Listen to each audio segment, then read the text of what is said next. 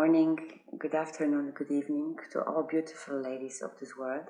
I hope you are doing well and had a beautiful week behind you, and you are nicely finding yourself in getting the energy for the new week to come.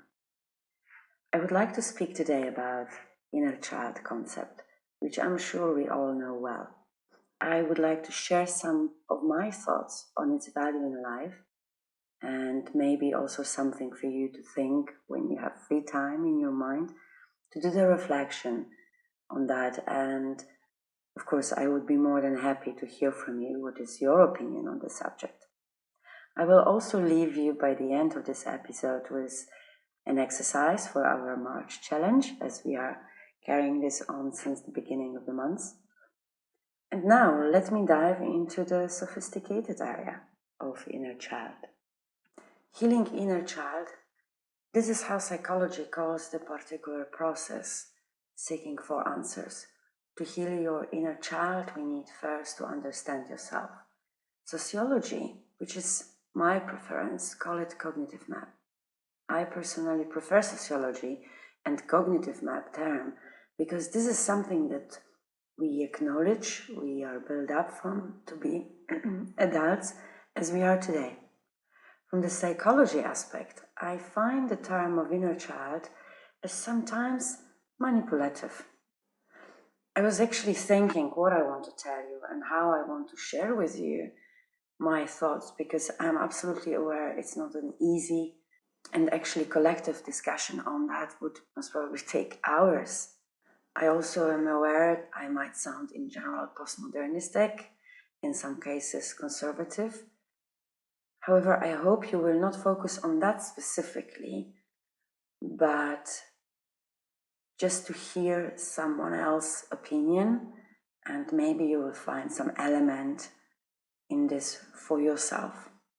People will often use various, led by specialists, practices addressing the work with own inner child. People do not really consider what does it mean and how it is reflecting on them today. There are studies that present the results. I will summarize that in one sentence. People don't think. This is why we need direction, which we are told by specialists. There is a book written by Edward de Bono, amazing book, Think Before It's Too Late. He raised the attention towards decreasing people's ability to think. We are told you should hear inner child now. Why actually suddenly, when we are adult, think about us when we were small? Do we really remember? Very often, unfortunately, looking for inner child is an escape from the responsibilities that people shall take as an adult person today.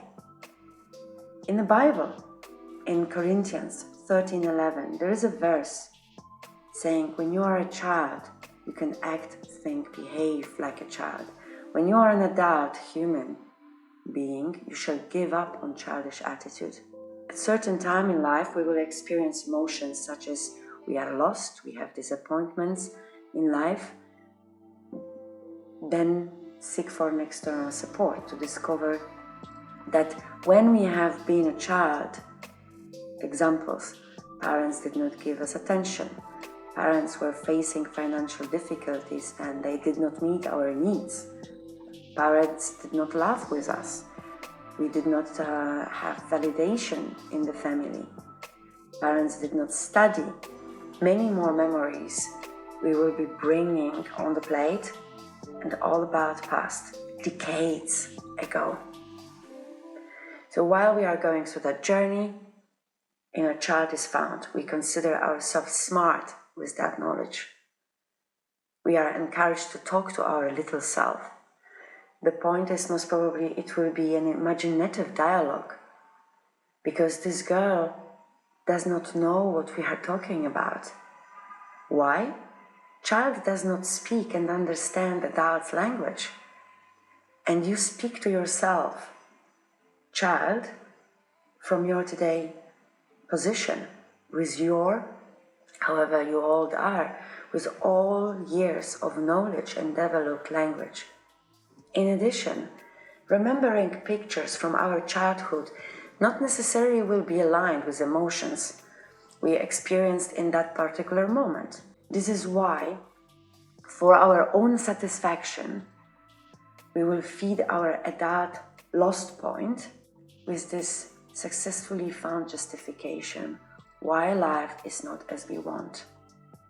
And we will associate emotions with the memory. And these emotions are yours as an adult person, not necessarily of this little child. When we are a child, we are not aware that the sociological construct is having impact on us, that eventually after 30 years it will pop up upon our poor decision making, or we found ourselves in difficult situation, or not being able to free yourself from trauma from the past. When we are adults and making poor decisions, it means that actually we did not acknowledge our cognitive map. We did not reflect on what we have learned. We did not develop. We just went through life and sometimes remain as a mental prisoner of bad memories or experience. Then as adults today, facing the wall which you don't know how to break. It happens because we did not pick up our tools. In other words, we did not reflectively absorb the surrounding environment connected with active thinking when we were growing up. It's easier to hire someone to tell you what to do. Okay, let's sit, let's hug your inner child, put the picture on your mirror and tell her, I remember you, my little you. I was happy because this picture is having your smiling face. Then comes suggestion for us actually is instruction, hug her. The point is, little you is no longer here. The inner sense that is carried by the kids cannot be the rationale for an adult to hear yourself today. Especially when today, while being unhappy relationship, you post smiling picture with your other half and writing the post under the label, out for dinner with my love of my life. People are emotionally poor as they diagnose. For example, parents did not acknowledge their emotions when they were young, or did not allow the kids to cry, or didn't hug, or did not spend time with us, did not simply talk to us. We can't fix this because it's past. Our today poor emotions are because of our passive being today. Sitting and digging in the past will not move no one forward. I think the way how we can actually add the value to the work we do as specialists is to employ a little bit of intellectual and, of course, real work. Fix Me Today can be done by realizing that we do not get enough attention, as giving an example. Now, let's look at ourselves today. Are you getting enough attention from the people you are surrounding yourself with? This is something that you can fix. This is something which you can name and analyze down into rationale within the logic of consequence or the logic of appropriateness. Suits yourself. Why you are with these people? You are attention hungry as a child, which you actually just now discover when your friend is coming to you. Is this person really paying the attention on you, to you, or every 2-3 minutes looking at the phone? Whatever reason this person may have, as your parents had the reason not to talk with you because they were busy with their own responsibilities. Your parents are no longer here. This is an image from the childhood and is generated by your visualization to understand own inner gaps. You experience loneliness and harm when you were a child. You can heal yourself by reflecting these on your being today. If you have kids, what value you create for them? If you are not happy in marriage and you put that guilt on absence of parents or unhappy marriage of your parents, ask yourself, do I do the same to my kids? We often will say, I am with my husband for the kids to keep family together. Do you hear yourself? You are an adult. You made your parents guilty for your unhappy marriage today, and today you hide yourself behind the back of your own kids. Meditation on hugging your inner child will not help your kids to grow healthy and to make healthy decisions when they will become adult. If we do not have kids, go out and offer your help to another mother. In orphanage, there is a lot of kids who need attention and life direction. There is a lot of youth that came through the same trauma as you did. The bullet points you have listed around your unhappy childhood, bring them on and help other kids to grow healthy and to make healthy choices when they become adults. Past can't be fixed. When a friend or relative is coming to us, coming back to attention, do they look at us? Do they listen to us? Do they ask questions about our potential, about our plans, about our ideas? Questions about health is a standard. How are you? You look good, you lose weight, you gain weight, and very normal stuff. But do they really ask questions so that we can feel we have their attention?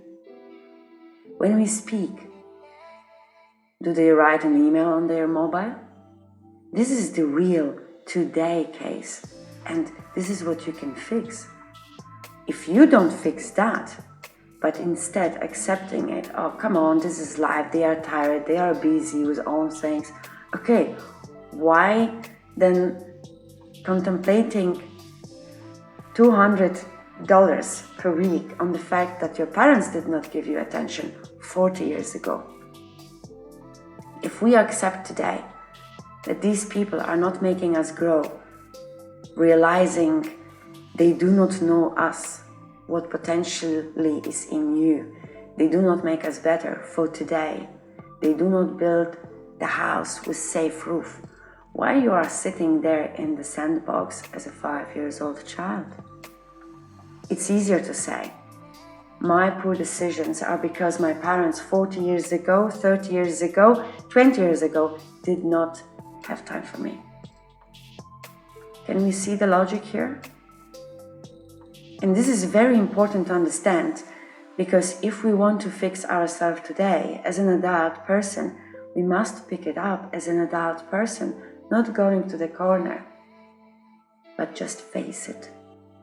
Make the realization, where are you, who is around you, how they make you smile, with low joke or nice story, how do they make you change? In the office, your behavior, your attitude, did someone criticize you? How are you taking critics? And it's easier to fall into past because even our subconsciousness, no, we will not fix it. What kind of quality questions our friends are asking about us? When you say something about yourself, is this person continuing asking about you or switching to themselves to talk about own work, to talk about own kids, own dreams, happiness, dramas in life? How long are you on the stage in eyes of that person? If this person gave you 2 minutes only, that's the moment you shall realize, I need to make a decision to change it. It's not your parents' fault that today you accept things that make you feel sad.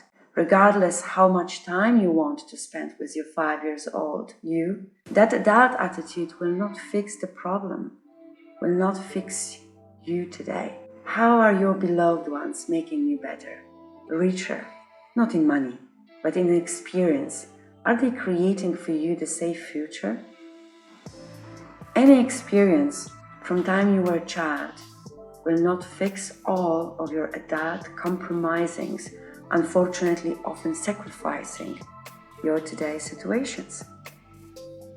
Are you feeling guilty towards your parents?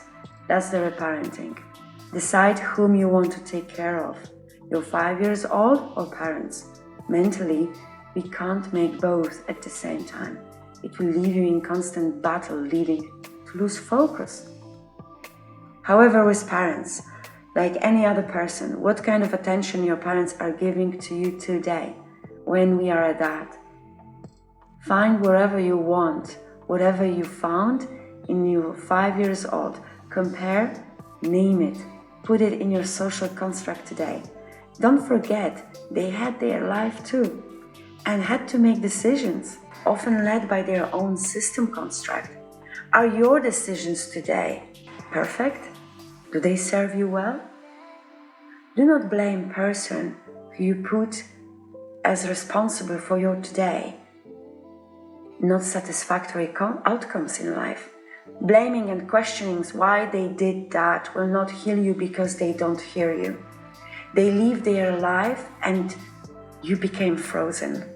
Do not do this to yourself. We are on this world with different experience, went through many traumas, but the attitude of respecting our presence on this world shall lead us to do better me for me, and your efforts will touch others too. This is the way how you can fix yourself, how you can put the real rationale. Almost all of us are working, but even not working, you want to buy a car. What do? Analysis, tables, squares, all these things in the business using SWOT model. Plenty of tools comes on the table. Okay, do you make it when you want to make a decision which is related to your life? You're about to make the decision where you will make your compromise space or sacrifice. Do you see the difference between both? Most probably not, because very often, unfortunately, we do not analyze any arguments before we make decision. We will make plus minus and we will listen our voice of excitement. Because we allow this both to appear into the process of decision making, soon the outcome will be that actually sacrifice stands up. We will wake up, it will be too late, you try to cover up. One will have stronger personality and other not, but still instead to enjoy, we will have to work hard to cover up the sacrifice and conclusion from it. Collect tools you may need. Prepare yourself for this exploratory journey. Pick up the ideas for your inner child you got. Consult that with your specialist. Make the analysis by bringing them and put it on the paper. You bought a big block of paper, so use it. Draw your points, have fun. If you don't have time to spend with yourself to analyze your experience, who shall do that? New partner? Specialists are for us to direct. The coaches, mentors are there to direct us. Our authority, icon, people whom we've seen as a role model, they will direct us. But if you follow only with empty hand, it will not make you better. Have fun with yourself and give quality time to yourself, because if you want to have attention from other people at the same time you do not give attention to yourself, and I'm not talking about spa time, this is another aspect. I'm talking about your mental dive into your cognitive map and make yourself an adult to build the insight. You will be able to give direction to your social environment, how you want to be treated and perceived by others, how you want to be you today. Be happy.